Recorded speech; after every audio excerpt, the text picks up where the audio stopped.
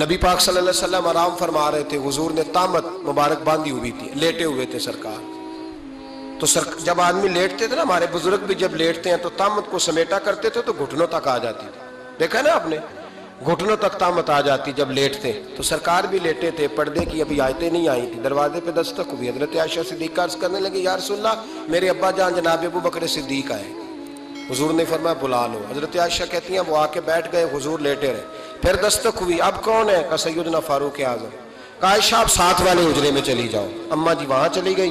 تھوڑی دیر کے بعد حضرت عمر آئے، حضور لیٹے رہے. جناب عائشہ کہتی ہیں پھر دستک ہوئی، اب کون ہے؟ فرمایا عثمان غنی. نبی کریم نے فرمایا اسے کہو ذرا ٹھہر جائے. حضرت عثمان ٹھہرے تو حضور اٹھ کے بیٹھے، تہمت مبارک کو ٹھیک کیا، پھر اپنے کرتے مبارک کو سیدھا کیا، پھر دستار کو سیدھا کیا. فرمایا اب بلاؤ عثمان غنی. حالانکہ جاہو جلال حضرت عمر کا زیادہ ہے، حالانکہ وقار مقام حضرت صدیق اکبر کا زیادہ ہے. اب بلاؤ عثمان غنی کو. حضرت عثمان غنی رضی اللہ تعالیٰ عنہ آئے، بیٹھے، بات چیت ہوئی، تینوں چلے گئے. حضرت عائشہ صدیقہ کہتی ہے میرے ذہن میں سوال رہ گیا. میں نے عرض کی یا رسول اللہ صلی اللہ تعالیٰ علیہ وسلم، وہ دو لوگ آئے، آپ بیٹھے رہے، عثمان آئے تو آپ نے اہتمام کیا.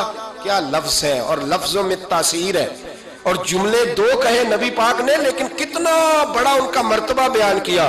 فرمایا عائشہ میں اس شخص سے حیا نہ کروں جس سے اللہ کے فرشتے بھی حیا کرتے ہیں،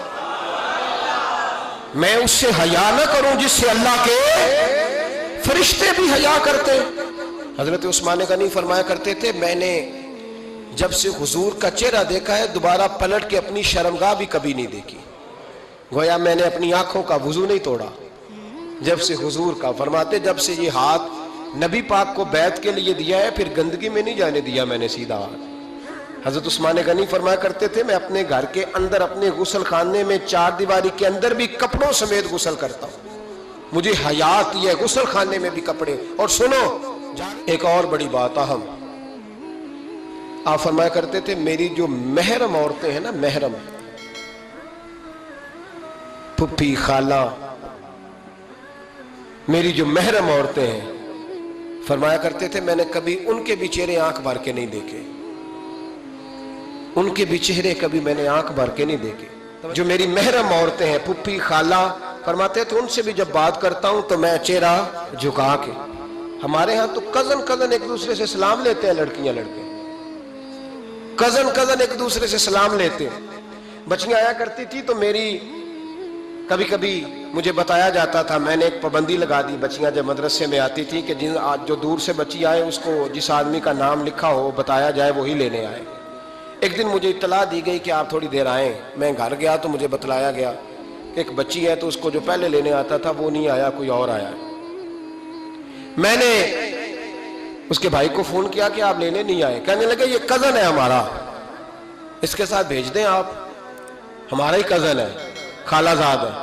میں نے کہا یار آپ کہاں ہو؟ کہنے لگے مجھے 20-25 منٹ لگ جائیں گے. تو میں نے کہا ابھی کلاسیں بھی جاری ہیں تو آپ ہی آ جانا خود ہی. میں نے کہا سب آپ بھیج دیں، مجھے اعتبار ہے اس پہ. میں نے اس کو ایک بات کہی جو آپ کو بھی کہتا ہوں. میں نے کہا یار تمہیں اعتبار ہے تو اللہ رسول کو اعتبار کیوں نہیں؟ انہوں نے کیوں غیر محرم بنایا؟ عجیب تماشا ہے. مجھے پھپھی ذات پہ، خالہ ذات پہ، ماموں ذات پر اعتبار ہے، نبی پاک کو کیوں نہیں؟ آپ کو زیادہ پیار ہے لوگوں سے یا نبی پاک کو امت سے زیادہ پیار ہے؟ کیا مطلب تماشا ہے؟ کیا مزاج بنا لیا میں نے اور آپ؟ نبی پاک نے ایک شخص پر اعتبار نہیں کیا، پر میں اس سے پردہ کروں. آپ نے اور میں نے کیسے کر لیا؟ نبی پاک نے خالہ ذات، پھپھی ذات، دیور پر، جیٹ پر، سالے پر، بہنوئی پر اعتبار نہیں کیا، پابندی لگا دی. تو نے کیسے کیا؟ تیرے دل میں زیادہ درد ہے، تو زیادہ دین کو سمجھنے لگا ہے، انسانیت زیادہ اچھل آئی ہے تیرے اندر. اعتبار کیا ہوتا؟ یاد رکھنا دنیا میں جتنے گھر تباہ ہوئے ان لوگوں کی وجہ سے نہیں ہوئے جن پر اعتبار نہیں تھا، ان کی وجہ سے ہوئے جن پر اعتبار تھا. گھر کا بھیدی لنکا ڈھائے. باہر والے آ کے کبھی بھی گھر میں کوئی نقب زنی نہیں کرتے، جب بھی کرتے اعتبار والے کرتے.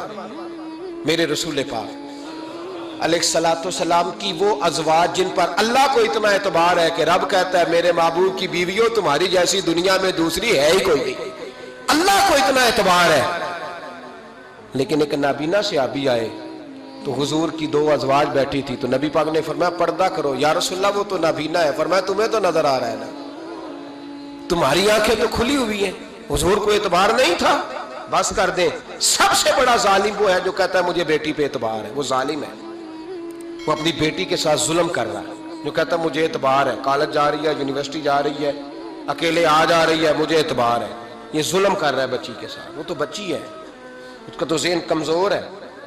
हो सकता है साफ दिल हो, लेकिन सामने जो शैतान चौकों में गलियों में दाएं बाएं घूम रहे हैं वो तो साफ दिल नहीं है ना, वो तो मासूम तबा नहीं है ना। तो बाज़ोकात बड़े अच्छे नफीस बच्चे भी शैतानों का शिकार हो जाते हैं। खुदा का खौफ करें। हजरत उस्मान गनी की जिंदगी, हजरत उस्मान फरमाते हैं जो महरम औरतें थी उनकी तरफ भी आंख भर के नहीं देखा, इसलिए कि वो खातून है, मैं मर्द हूं, मेरी हया माने। आज लोगों को शौक हो गया औरतों की मजलिस में दौड़ दौड़ के जाना, वहां बैठना, वहां वक्त बिताना। पीराने उज़ाम कहते हैं कि वो दरवेशनियों के बीच बैठे हैं जी, बाप बेटी होते हैं जी, मुरीदनी और पीर। मैंने कहा कोई नहीं होते, उस रिश्ते पर इस्तदलाल है। आला हजरत फरमाते हैं वाजिब है पर्दा पीर और मुरीदनी का, ये पर्दा वाजिब है। अगर कोई शख्स इस तरह बेपर्दा बैत लेगा, बीच में बैठेगा, तो उसका तो मुरीद होना वैसे ही हराम है, जायज ही नहीं है। जो सारा दिन तवीज धागे के लिए बैठा रहे और बीबियों से गुफ्तगू करता रहे। खुदारा हजरत उस्मान गनी रज़ी अल्लाह तआला अन्हु की जिंदगी में जो बातें हमें बहुत ज्यादा मिलती हैं, उनमें नफासत है, आपकी हया है, सखावत है।